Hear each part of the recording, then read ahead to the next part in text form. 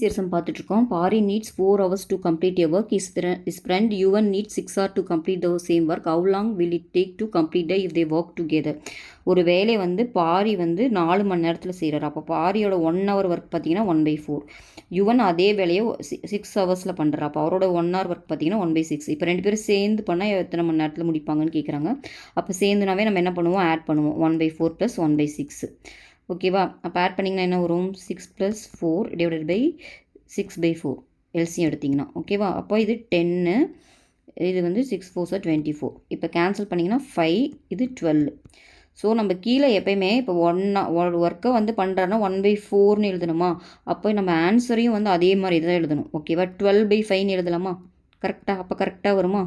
So அப்போ அவரோட 1 hour work, அவங்க 2 பேரும் சேர்ந்து பண்ணுறதோட 1 hour ஒர்க் வந்து பார்த்திங்கன்னா 1 hourல அவங்க எவ்வளோ ஒர்க் பண்ணுவாங்கன்னு பார்த்தீங்கன்னா 12/5ன்னு கிடச்சிருக்கு. பட் ஆன்சரில் 12/5 ஹவர்னு கொடுக்கல, மினிட்ஸில் கொடுத்துருக்காங்க. அப்போ இதை மினிட்டில் மாற்றணும்.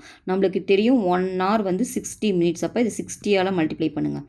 மல்டிப்ளை பண்ணிங்கன்னா என்ன ஆகும், இந்த 5 டேபிள் கேன்சல் பண்ணிங்கன்னா 12 12s are 144 minutes தான் ஆன்சர். 144 minutesம் டேரெக்டாக கொடுக்கல.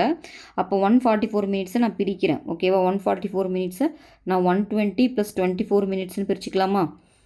இதை வந்து 2 × 16 நான் எழுதிக்கலாமா? 2 × 60 minute + 24 minutes. நம்மளுக்கு தெரியும் 6 minute வந்து 1 hourன்ட்டு. அப்போ இது 2 hour ஓகே + 24 minutes அப்படின்னு எழுதிடலாமா இந்த ஆன்சரை? இப்போ இந்த ஆன்சர் எங்கே இருக்குது? 2 hours 24 minutes தான் சம்மோட ஆன்சர்.